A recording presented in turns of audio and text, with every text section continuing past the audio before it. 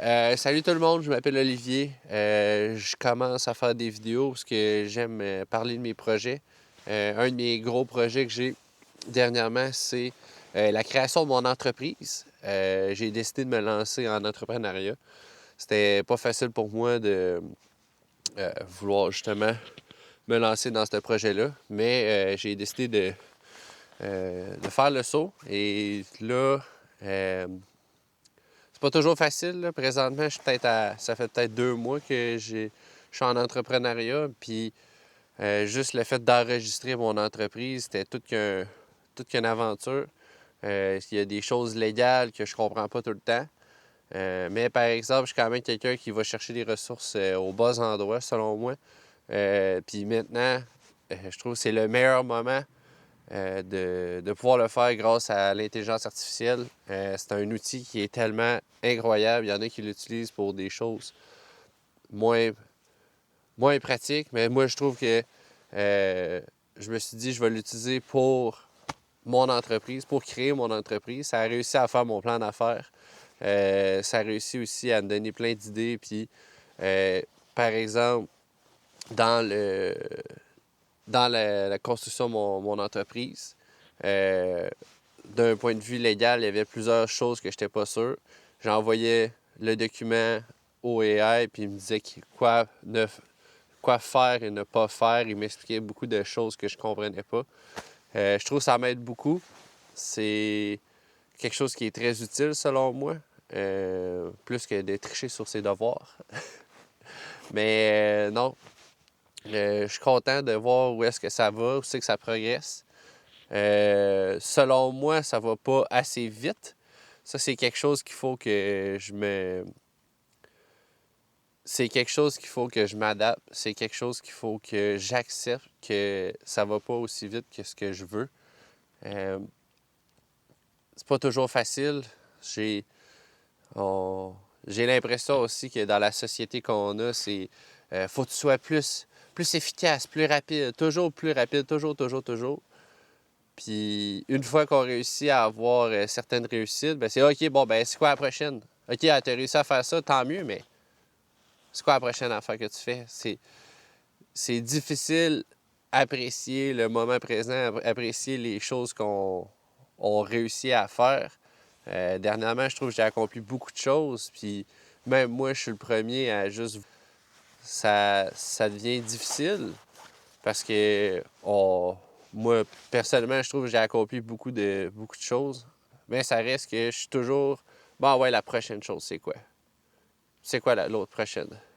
C'est le fun parce que ça me donne une suite dans mes actions. Ça me donne une suite dans ma vie, on peut dire ça de même. Avoir des objectifs qui continuent puis qui se poursuivent. C'est juste que quand, par exemple, on réussit à avoir des objectifs, en fait, ce que je constate, c'est quand on arrive à un certain point dans notre parcours de vie, on va dire ça de même. Des fois, comme je vais parler d'avoir ma maison, par exemple. Ben, j'ai toujours rêvé d'avoir ma maison, puis j'étais prêt à faire les efforts pour avoir cette maison-là, puis elle est arrivée beaucoup plus rapidement, puis plus facile que ce que je pensais. Là, j'ai ma maison, tant mieux. Bon, ben c'est quoi le prochain projet? Tu sais, juste le fait de vouloir profiter de la maison, je le fais. Ça, don't get me wrong, je le fais. Mais le fait de s'arrêter puis d'apprécier, c'est pas facile pour moi. C'est un peu pour ça que j'essaie d'en parler, j'essaie de passer le message, on va dire ça de même, parce que j'ai l'impression des fois qu'on s'arrête pas assez, on prend pas assez le temps. Une autre chose, c'est avec nos téléphones, je trouve que c'est toujours rapide, information rapide, tout le temps. Il n'y a plus de pause, pour le cerveau, il n'y a plus de pause pour prendre du temps. Il y a une des choses que ma blonde m'a aidé beaucoup, c'est de commencer à lire. Juste de m'asseoir puis être devant un livre puis prendre le temps de lire. C'est quelque chose que je ne suis absolument pas bon. Je lis vraiment pas rapidement si je me compare à ma blonde, mais ça, c'est un autre problème que j'ai, de vouloir toujours me comparer aux autres. C'est pas facile, mais c'est ça. C'est pas facile de pas se comparer. C'est pas facile de... Surtout avec les réseaux sociaux. Voir tous mes amis qui partent en voyage, il y en a qui ont leur maison, il y en a qui ont leur bébé. C'est fou, là. Tout le monde se compare. On dirait que ça, on joue au voisin gonflable, qui a la pelouse la plus verte. Quand en fait, on devrait se concentrer sur nous-mêmes, sur qu'est-ce qu'on fait, qu'est-ce qui nous rend heureux. Présentement, c'est vraiment ça les questionnements que je me pose. Qu'est-ce qui me rend heureux? Qu'est-ce que je veux faire dans ma vie qui va me rendre heureux?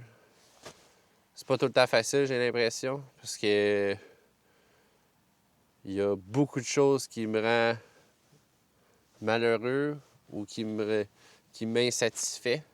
Comme par exemple l'enseignement, je sais pas si je veux faire de l'enseignement toute ma vie.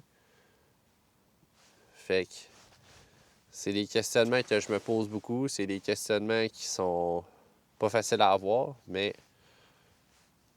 que je trouve qu'ils valent la peine de se questionner. Si on se questionne pas sur nous-mêmes, ben j'ai pas l'impression qu'on avance. Fait que c'est ce que j'essaye de faire.